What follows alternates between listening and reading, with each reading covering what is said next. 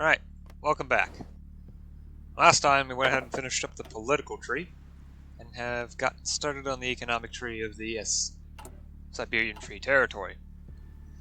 The other regionals aren't quite done yet, except for Kazakhstan, but they don't count. Yeah, the other regionals aren't quite done yet, though it is likely they'll be done soon. It is after all 1966, and Phase 2 of Russian reunification ends 1969, because that is when super unification begins. Super regional unification begins.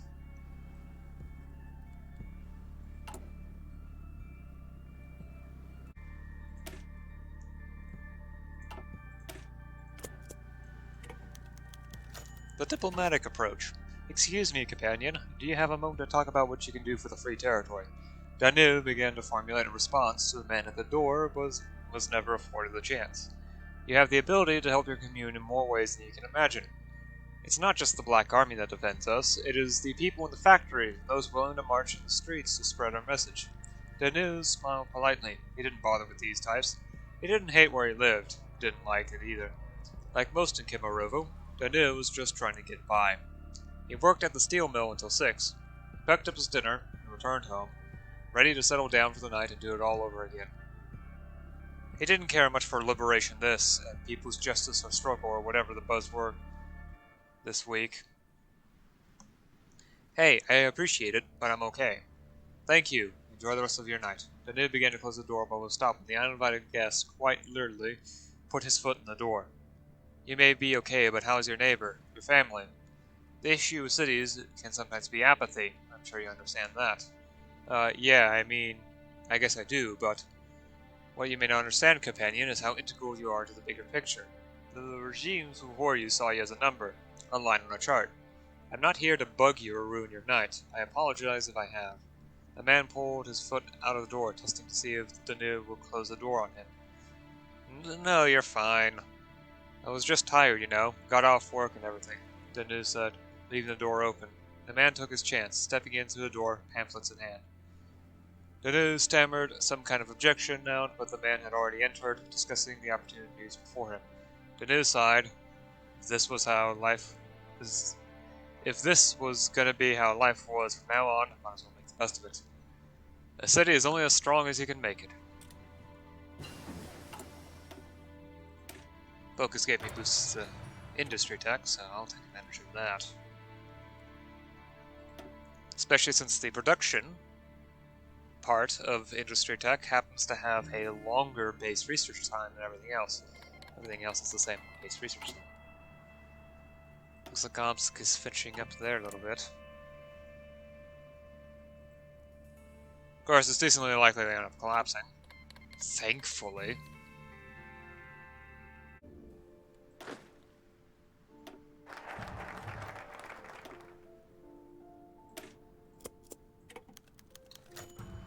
Deal? Fadil adjusted his collar. He at least wanted to look nice, even if they wouldn't. Yuri had given him instructions ad nauseum. If it hadn't been for a snowstorm, Galanskov would have been here himself, but it didn't work out that way. Whatever, Fadil thought.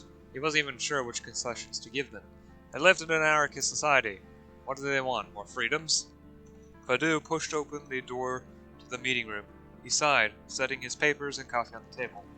Afternoon, gentlemen, he said, pulling back a chair and plopping down into it. They didn't look like the radicals they had been described as. They just looked like men who worked on electric boxes and in factories. Then again, when one lives amongst the most radical, nothing really stands out as off-kilter.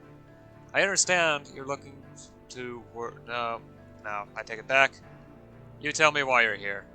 The leader of the organization began an obviously rehearsed speech. We, the workers of Siberia, have demanded one thing since the first revolution: to not be slaves, to be seen as equals. We are the ones who provide everything to keep society operating smoothly. If we go on, Fadil caught the man off. Strike? Yes, I know. I don't really understand your perspective. What more can we offer you than total freedom? The foreman shook his head. It's more than just freedom. It's about representation as well. We don't want to grind this free territory to a standstill. It will permit the operation of an intercommunal body of trade unions, one that will be able to petition the General Assembly as they wish, and can strike without fear of Black Army retaliation. Badu tinkered with the idea in his mind a bit. It wasn't a small order, but it didn't seem like something Galanskov would be opposed to. Badu stood and extended a hand. I think we have a deal, Mr. Badu glanced at the foreman's name tag. Mr. Costin. Deal. Replace 12-hour workday with 8-hour workday. Nice.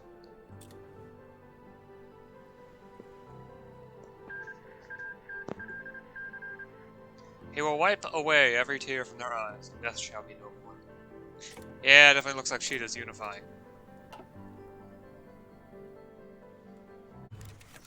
Only the best of the best. Commander, as he fancied himself, and Jonai Misharenko paced up and down the training grounds as his company went through Misharenko's gauntlet. As the general himself described, the objective is to weed out which men are cannon fodder and which ones will serve a purpose. While some call it brutal and others call it a cakewalk, those who were actually involved in the mile-long trek through, well, pig droppings, had their own word to describe the gauntlet, hell. This got a laugh out of Misharenko, who would lambast them for complaining when they had never seen the horrors of Wehrmacht as he had. Misharenko eyed one of the new recruits, the son of the infamous King Rurik's bodyguards, eager to complete the task, attempting to live up to the legacy of his father. The cadet certainly wasn't eager any longer. He stood bent over, attempting to catch his breath by the mountainside climbing portion of the rigorous vetting exercise. The aging general plucked a stone off the ground and two more. He walked over to the boy, who began to scramble up the wall when he saw the general propose, tossing a rock in one hand as he walked. "Enjoying your break?" he called. "No, sir, I wasn't on break. I was just whatever the boy said." If he said anything at all, it was overshadowed by the thud of the stone making contact with him. "Now you're going to start lying to me? I don't know what BS they put up with in medieval fantasy land, but we don't lie to our superiors here." Misharenko heaved another of the stones at the boy, making contact with his leg. The boy, his feathers spread in strain, yelled out in pain, "Sorry, sir, I'm climbing, sir." The boy, seeing that his commander still had more ammunition, scurried his way up the remainder of the obstacle. Misharenko smiled, exposing his rotten teeth. He'd learn, and he'd probably be good one day, too. "Sir, yes, sir." Medieval fantasy. "You give an inch, I'll take a mile." Misharenko cupped his face in his palm in boredom. Well, maybe it wasn't boredom. Maybe it was disbelief. More than likely a mix of the two. He had much better things to do than listen to some hotshot from the big leagues who thinks he's better than any man who's ever served. Misharenko has seen the whites of the Nazis' eyes. He'd eaten dogs. He saw the brutality of the Nazi war machine. What did Valentin know? He fought the Finns, the weak and pathetic people they were. Misharenko was shaken from his thoughts by Valentin. "Andronai, are you listening to a word I say?" Valentin snapped, verbally and physically, snapping his fingers in the face of the old man to wake him from his daydreaming. Misharenko swatted Valentin's hand from his face. "Yes, I have heard all your speculation and theories. Your words carry lots of weight while contained in these four corners, but you have become so out of touch with the field of battle that all you do is speculate in this room." Valentin, desperately trying to keep his cool, hissed through gritted teeth. "I have committed my entire life to the struggle. We have both watched too many young men die in the chaos of war. I brought you here not to spar with you, Andronai, but to lay the groundwork for generations long after us to continue the battle against the state." Valentin gauged his contemporary's reaction, finding it apparent that he wasn't making any progress. Valentin, ever the strategist, tried a different approach. Pulling up a chair and sitting in front of him, he met eyes with the old man. "Neither of us will leave until we solidify our doctrine for warfare going forwards. I'll write down on this paper one thing I deem essential, then you will do the same. Once we have our list assembled, we can cross off one of each other's points." Valentin started, writing down the necessity for autonomy for the officers. Misharenko eyed the paper with suspicion, but eventually relented, jotting down his claim that air support was a must-have. The next hour, each man took turns writing down what they deemed essential for the Mont-Blanc Army doctrine, though the sun descended under the hills. Two heads, one plan.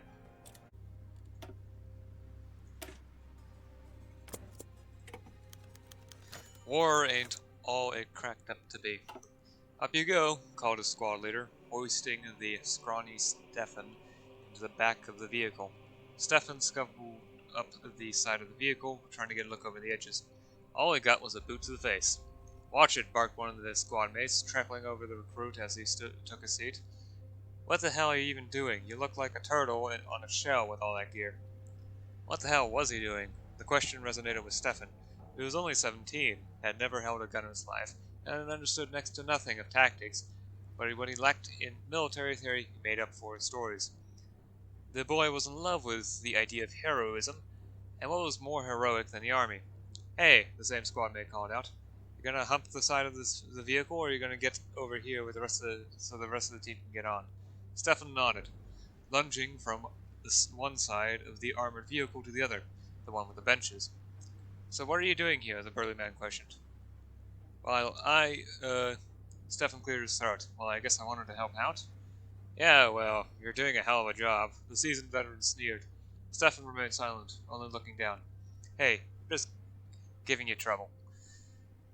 Where are you from?" "Novosibirsk. My dad." Stefan began to choke up. "Well, when the city came under attack, he tried to get the people of his factory to rise up to, fight for something, and they just shot him, then and there."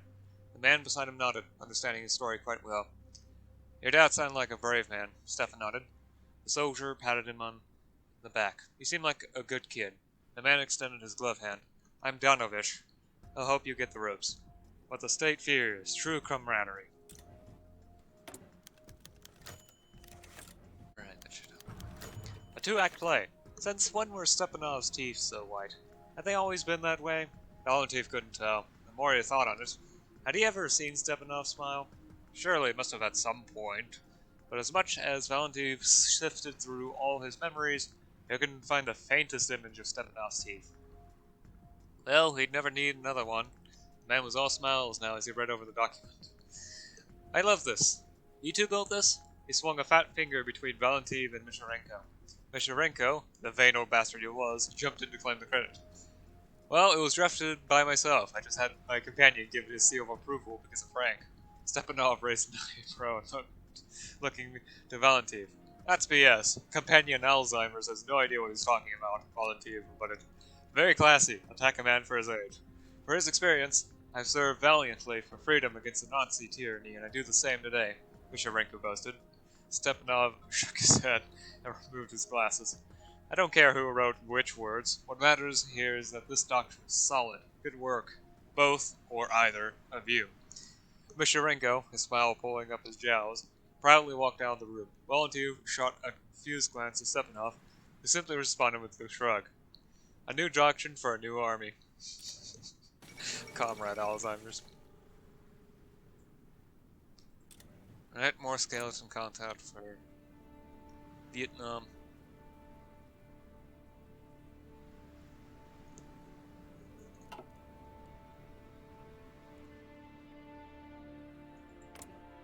I think they... Yep, both ran out of manpower. Omsk is also out of manpower, which explains a bit. I'm the only one in Russia with any level of manpower. Actually. Okay, Orenburg and the Ural League have some manpower left over.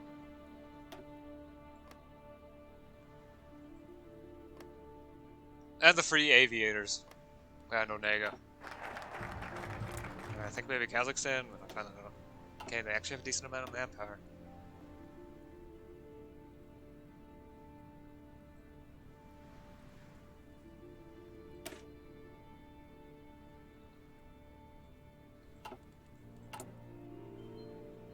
Right. Professionalism as well, truly boosted. Should be able to reach the next level relatively soon. Time to focus on education.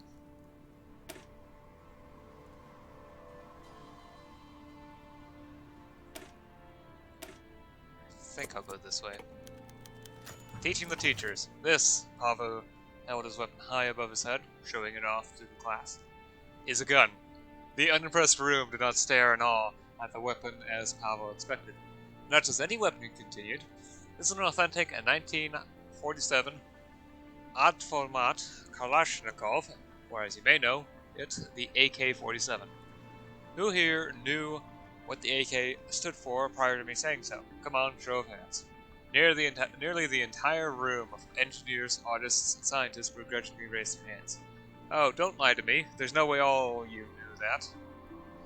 Okay, liars, let's break down the gun to its central components. The instructor began to disassemble the gun on the table. In the back of the room, the former opponent, Yaromir, nudged the person next to him with his shoulder. Hey, he said, you have any idea why we're here? The man, focused intently on disassembling his gun, ignored him. Hey, Yaromir nudged him again, this time harder. Just watch what he's doing, the man spat, continuing to tinker with his weapon. Jeez, Yaromir thought. What's wrong with these people? Were they so obsessed with their tools of description that they've forgotten what matters most? Basic human decency? Something washed over him. He must call out this injustice, even if it was small. He rose from his seat and stepped up onto the table. People of Tomsk, lay down your arms. Remember what we stood for. The future. These murder machines are not tools of peace. Rise now. Deny them your hand in further development of the earth into war. Yaramir's heavy breathing comprised the only sound in the room. The people of the room looked at him with puzzled stares before praying under their breath that the poor man would get some help. Where were we? Some research bonus for infantry weapons. I think I'll use one here, the other on the advanced infantry rifle once it's time for that. Ooh, industrial expertise just improved.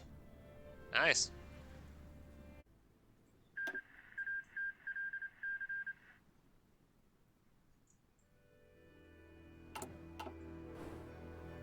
Only in death does duty end.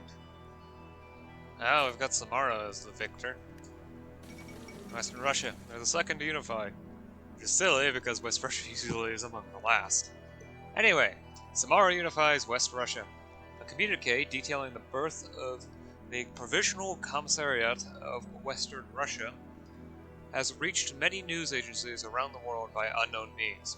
This strange missive details the rise of a new democracy in Western Russia, headed by former collaborator Andrei Vlasov and his protege Mileti Zykov, widely loathed in Russia for their support of the Germans during the West Russian War. The Russian Liberation Army has always claimed its status as the embryo of a legitimate Russian state free from Bolshevik influence. Disappearing into the anarchy after the war, the ROA's reappearance today has been quite a shock for Russian observers. The new nation's long-term prospects remain uncertain. A democracy imposed at gunpoint? Oh, at least Zykov is the one ruling. He's the best of the lot. And Omsk is about finished too. They just need to get Vorkuta. Once they're done with that, it's gonna be a while before that's ready, so... It's actually, I probably should upgrade BTs. Yeah, that might be good. Right, agriculture has improved from basic mechanization to mass mechanization, improving many things like monthly population, recruitable population, consumer goods factories, division training time, factory output. All improvements. The damn souls no longer guard their hell.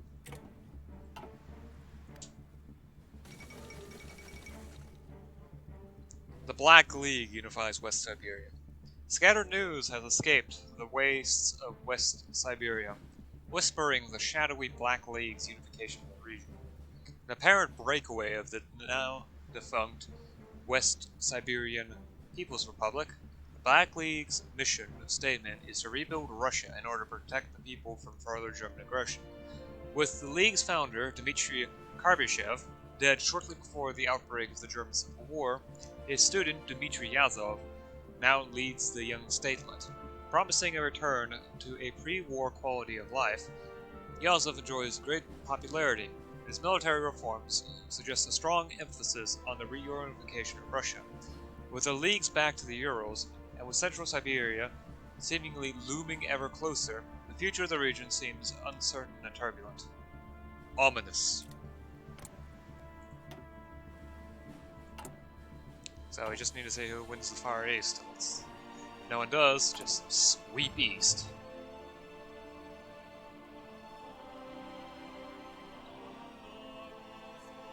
I'm definitely going to need agriculture mechanization.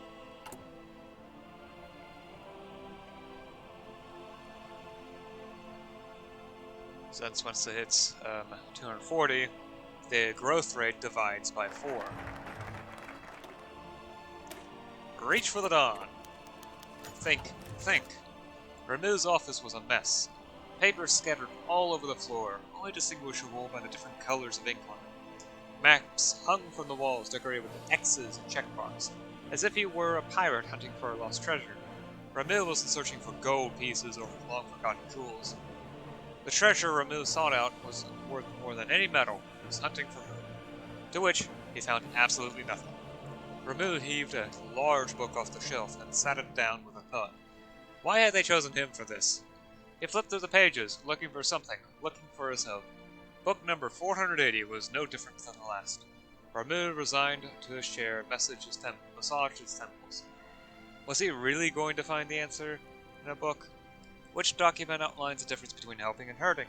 No matter how many times he read over the plans of the Siberian plan, he couldn't decide what was good and bad, what should be presented to the Security Council and what shouldn't.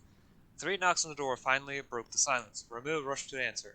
Before him was Yuri, holding 2 cups of coffee. It's midnight, you know.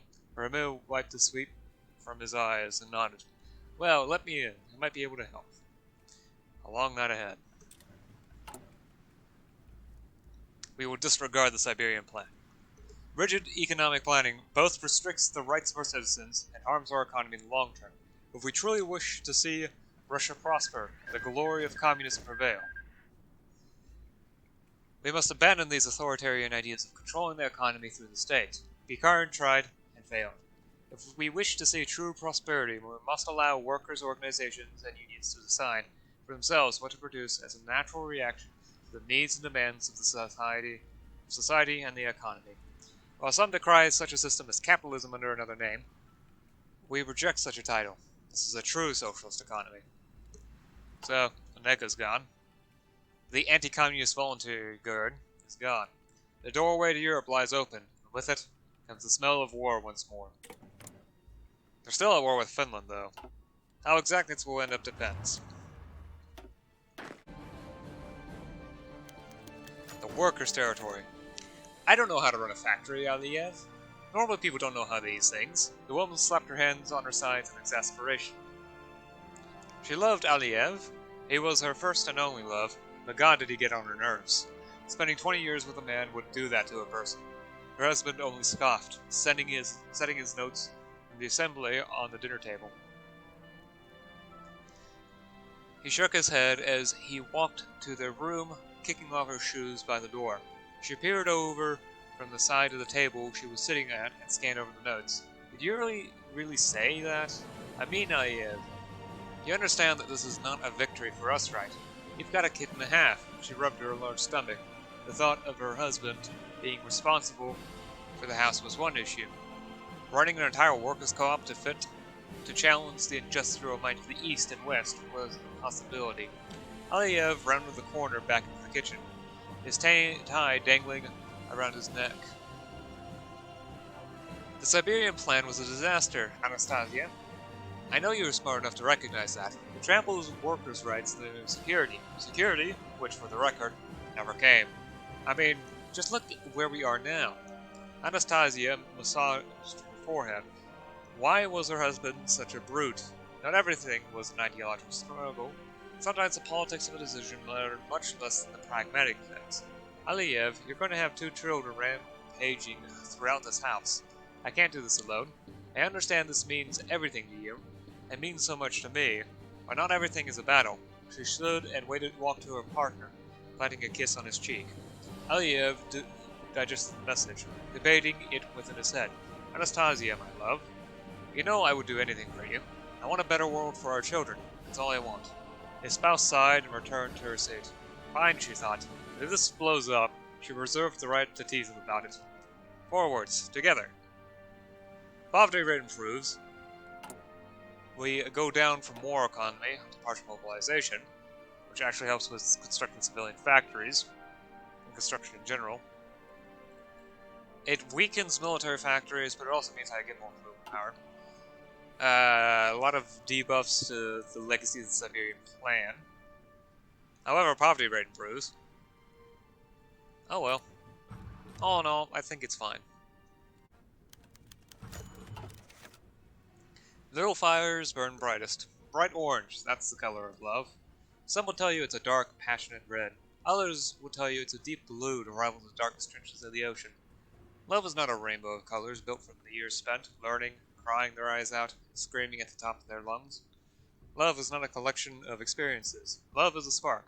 A wild, angry creature that thrashes around in a person's heart the moment they see someone. The one. In that intense moment of first meeting, the brain is hijacked, all senses thrown to the wayside. Who needs the senses anyway?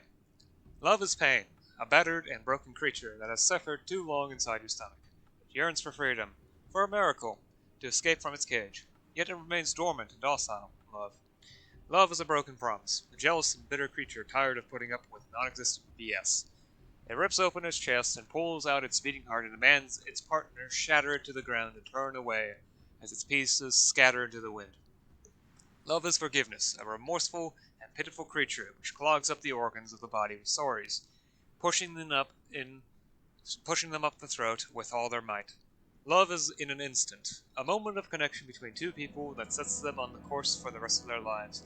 They might think they know love, but one doesn't feel it until the moment it makes itself known. Above all, love is victorious. Change LGBTQ rights to social normality, which grants monthly population plus 10%, stability plus 10%. And the SBA is the only country that can achieve that level at the moment.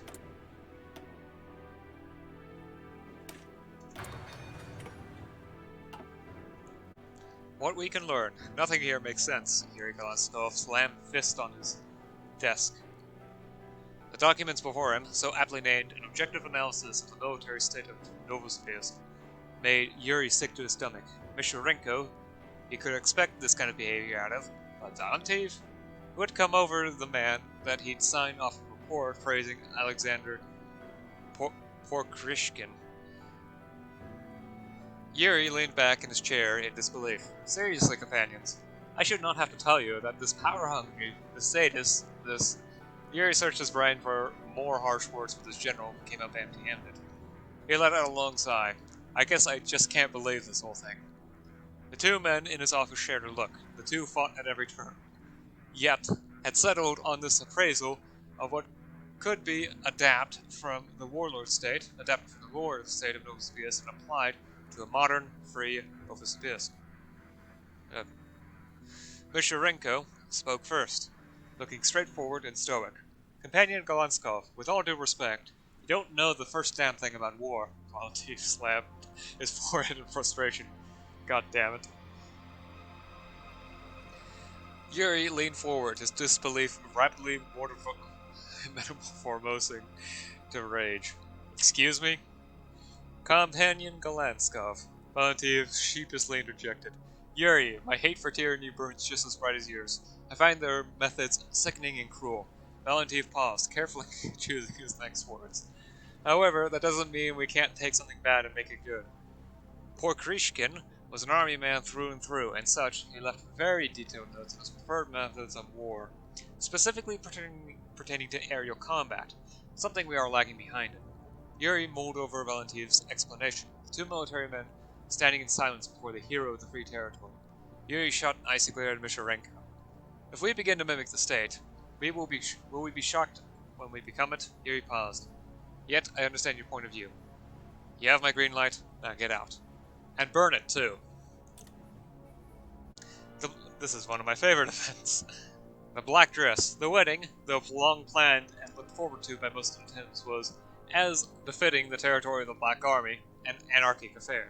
The brides arrived first, both on leave from the militias of their respective communes, and both also wearing matching black dresses emblazoned with the army sigil. Modifications in order to allow them to comfortably sling their rifles had been expertly integrated. The priest arrived second, his clerical uniform stained with submachine gun scuffed from the day's entrenchment training, and the guests arrived third, each forming up behind their commune's bride and bearing the marks of their own daily militia activity. Although the communes agreed on the need for collective action against enemies without, in truth there was much tension between the two, put aside only enough to ensure that this special moment for the respective daughters was not interrupted. In short order, the priest officiated, and the brides exchanged vows, both to the Black Army and to each other, before sealing them with a kiss. Cheers quickly turned into jeers, however, as with the ceremony itself now completed, and the alcohol brought forward, long-standing disputes emerged once again. One guest swung at another from the other commune, responded by dislocating his arm. The priest struck a reviler with a thrown bottle, knocking him flat. A general brawl followed, although all were careful not to use their weapons. They were, after all, allies in anarchism.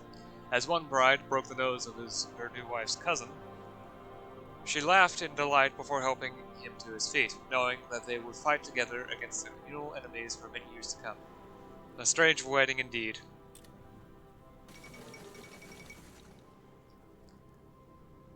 Now, ceasefire between West Russia and Finland. The perfidious Finns say justice once again. It's about time. The two definitely need to finish the regional trees. I mean, Samara hasn't even started. Omsk has actually gotten there, but yeah, they need time. A cold cabin. The composer nursed the glass of whiskey on the table. Outside was the frozen tundra of hell. He never stepped outside. He wouldn't if his life depended on it. He swirled the glass. Bitter scotch. Fitting for a bitter old man. Kamov offered to fetch him something to taste, but the composer denied him each time. The sickly man rose from his seat in the dining room and dragged himself to the frigid, poorly lit living room. For a living room, it was quite dead. Paint peeled from the walls and books gathered mildew. If one part of the room was alive, it was the grand piano, tucked away in the corner as if hiding from the misery that devoured the room. The composer shambled to its bench and sat, his fingers hovering over the keys. His hands descended to play. A knock at the door interrupted him. The composer chuckled to himself. Very fitting. As he hobbled to the door, the man smiled. He wasn't supposed to answer, but he was gonna anyway. You could see why these people rebelled all the time. It felt good. Dmitri, said the man at the door. He spoke to him like a child. We know. The confidence struck a chord with the composer, making him grin. You're proud of yourself, then? Just come inside. The old man turned and retreated back into the house, his guest following suit. He pulled out a chair for the stranger and sat in one of his own. Is he here?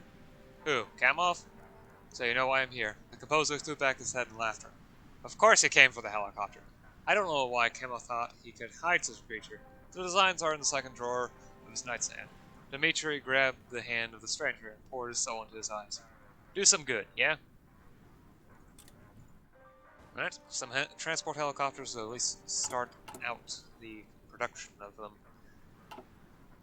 Of course, it's going to take a lot of technological investment. Not only do I need to get the early helicopter, I then have to research Air Assault 1, which itself requires the early helicopter tech, in order to actually unlock the divisions. Then the other helicopters, well, except for the anti-sub helicopters, which are their own thing. All helicopters, except for the anti-sub, also have their own support division, but they need to be researched too. And in order to research those, you need the 1960s version of the helicopter. Thankfully, these only take half the time of the early helicopters, experimental and early.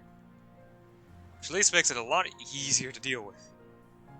Let's escalate land reform progress, help with pouring time, and improve population and agriculture. Surrounded on all sides, Yevgenia Taratudo vacantly stared out the window from the grand office of Yuri Kalanskov. The large crimson drapes covering, bundled neatly on each side of the large grass, contrasted the predominantly white color scheme of the room. It fit Yuri very well, even if she thought the room was a little, well, big for him, as she put it. From all her years accompanying Golanskov, Yevgenia knew one thing about the man. He was certainly larger than life. Her window gazing was interrupted by the sound of boots clicking the tile floor. Yuri was here. Sorry, Yevgenia. Got caught up at the Congress. I hope I didn't keep you waiting for too long. Yuri removed his coat, hanging it up on the rack next to his desk. Oh no, Yuri, no need to worry. I was just appreciating the view, she said, still staring out into the street below them, into the city below them. A sight to behold, isn't it? You know, Yuri, as I look out and over this horizon, I realize something, she said, holding her hands behind her back. The whole world wants us dead. Oh, Yevgenia. Gonskov joined her by the window. There's much more out there for us than hate. There's people who have enjoyed more freedom than ever before. People who are not dreading, but excited to raise a child in this new society. At the same time, there are so many still living under the authoritarian jackboot. Yevgenia could see his face tense up in the reflection of the glass. Even if they want us dead, that only means we are doing something right, something we believe in. Yevgenia smiled and placed her hand on his cheek. You're a good man, Yuri. You're going to do good things. There's still many good things to do.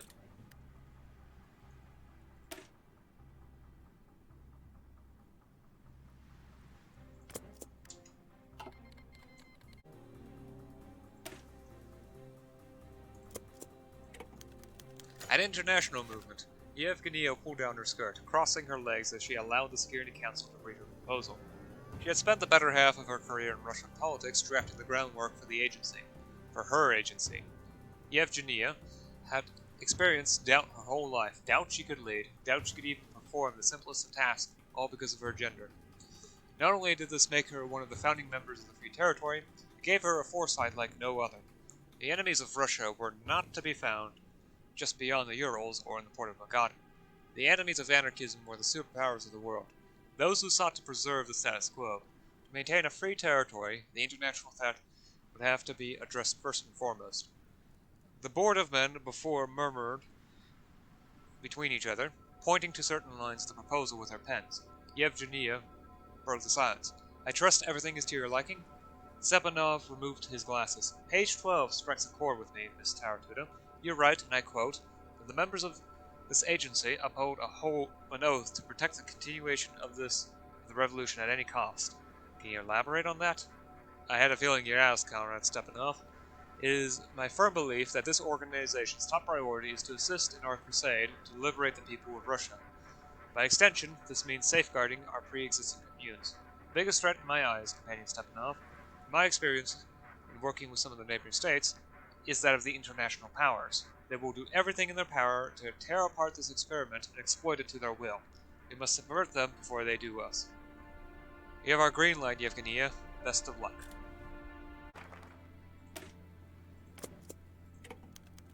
Bella Chow. Maria Padenko stepped off the plane, clutching her oversized red hat, her glossy blue lipstick complementing her pristine white teeth. She took in a deep breath of the warm Mediterranean air. Oh, how lucky she was to be chosen for this mission. All those late-night tea-drinking sessions with Yevgenia finally paid off. Maria's heels clicked on the tarmac. She walked with purpose, but more importantly with zeal. How could she not flaunt herself? When would she get another chance to wear a dress? She stuck a stick of gum in her mouth and took the sunglasses from her purse and put them on. On the right lens of her glasses was a small symbol, an A with a line straight through it. She was instructed to find the circle that matched the design and wait there, flipping through a book. She found the spot in no time and retrieved the book from her purse. Are you alone here? Said a man in a leather jacket, his hands in his pockets. Maria eyed him through her glasses. No, I came here with my mother. Good to see you made it. Hope your flight was uneventful. I'm sure you're happy to get out of the country. Maria removed her glasses and undid her hair from the button it was in. I'm happy to get to work, Marco. We can now send volunteer forces to our fellow socialists across the world. National Spirit, Taratuda's agency. Decryption plus 15%, max volunteer divisions plus 3. Of course, that doesn't actually do anything at the moment.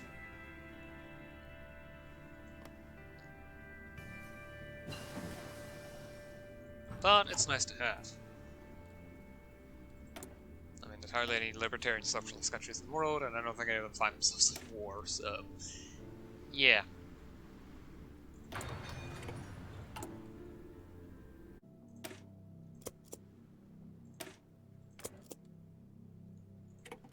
The system perfected. Companion Nestor bounded his foot in the lobby of the raiding room. Scanning his eyes around the room and finding no one in it, Nestor produced a small dagger from his backpack. He made a saw incision into the wall, matching it with the other 27. One for each appeal. He found a good way to keep track of how many times he had been wronged by the corrupt Security Council. But also was to send a message. People don't tolerate self-serving governments, especially around this part of Russia. He looked up to the clock in the wall. It would be any minute. Nestor, a fair-skinned secretary, poked her head out from a pair of thick white doors. The Assembly will see you now. The Assembly? Had she misspoke? He booked his appeal meeting with the Security Council, he was sure. That's the way he had done it 27 times before. At least he thought. They began to blur together after the 10th. She was probably mistaken. The building houses of the Security Council and the General Assembly were merged during the move to Novosibirsk. Satisfied with his answer, Nestor rose from his seat with a grunt, pulled open the doors and walked in. Companion Nestor. If this was the Security Council, it had gained about 100 or so members overnight. I hope your wait wasn't too long. Nestor mumbled something, dismissing their concern. Well, it looks like you're in for your 27th appeal? Is that right? Nestor nodded his head. Well, your record seems to fit the bill of an officer. You served gallantly against the Red Army in Mongolia and continued to advocate for anarchism since.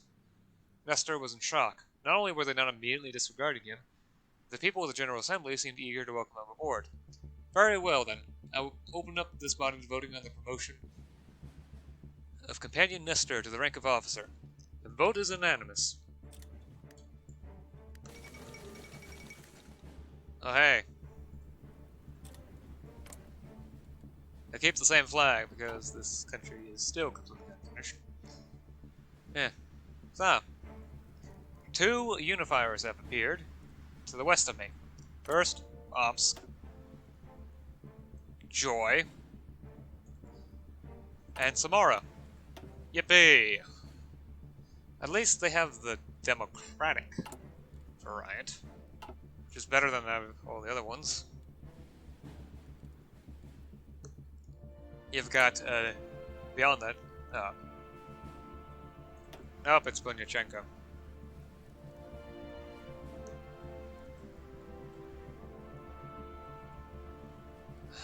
It was democratic, but now it's not. Now they've got Bunyachenko, the despot. Dictator that's... yeah. Dictator in actuality. At least it isn't the fascist, who is so absurdly corrupt, it tends to get memed that he sells the entirety of Russia's GDP just to fill his own pockets. Not much in particular has happened, outside of Germany fully reasserting control over their own territories. Additionally, England conquered Wales. Yippee! Beyond that, there's honestly not much to say. It's been a rather quiet time, as far as global politics is concerned. I mean, the Far East is still a mess. I mean, we might see one of them win, but... yeah. Alright, I'll see you again next time. Until then, bye.